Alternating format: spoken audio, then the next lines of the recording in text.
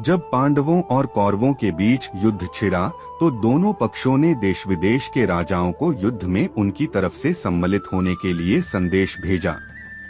सूचना मिलते ही अनेक राजा युद्ध में सम्मिलित होने पहुंच गए। इनमें से कुछ पांडव तो कुछ कौरवों की ओर से युद्ध में उतरे। उन राजाओं में से एक राजा ऐसे भी थे जो किसी के पक्ष से न लड़ते हुए भी युद्ध में सम्मिलित हुए। वे उडुपी राज्य के राजा उडुपी। दरअसल उडुपी राज्य के राजा ने पांडवों और कौरवों किसी के पक्ष से नहीं लड़े। उन्होंने भगवान श्री कृष्ण से कहा कि महाभारत के इस भीषण युद्ध में लाखों योद्धा शामिल होंगे और युद्ध करेंगे, परंतु शाम को युद्ध समाप्त होने के बाद जब ये वापस अपने शिविर में आएंगे तो इन्हें भोजन की आवश्यकता होगी।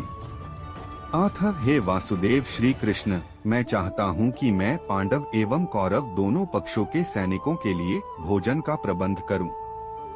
भगवान श्री कृष्ण राजा की इस बात से बेहद प्रसन्न हुए और उन्होंने राजा उडुपी को आज्ञा दे दी। लेकिन अब राजा उडुपी के सामने एक नई समस्या उत्पन्न हो गई।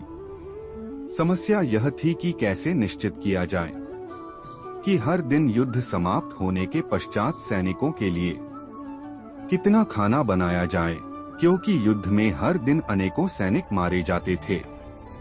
ऐसे में यदि किसी दिन कम खाना बनाया जाए तो उस दिन सैनिक भूखे मर जाएंगे, और जिस दिन यदि खाना ज्यादा बन जाए तो बर्बाद होने पर अन्नपूर्णा का अपमान होगा। उन्होंने भगवान श्री कृष्ण के समक्ष जाकर अपनी समस्या रखी। श्री कृष्ण यह सुनकर और ज्यादा खुश हुए। ऐसी दशा में राजा को अन्नपूर्णा की कितनी फिक्र है। उन्होंने इस समस्या को सुलझाने के लिए कहा कि महाभारत युद्ध के दौरान हर दिन मैं मूंगफली के कुछ दाने खाऊंगा।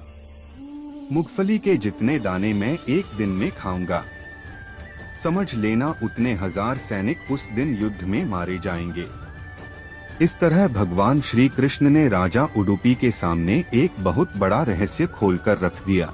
कहा जाता है कि जिस कारण से युद्ध में सैनिकों को पर्याप्त भोजन खाने को मिला और एक भी दिन भोजन बर्बाद नहीं हुआ।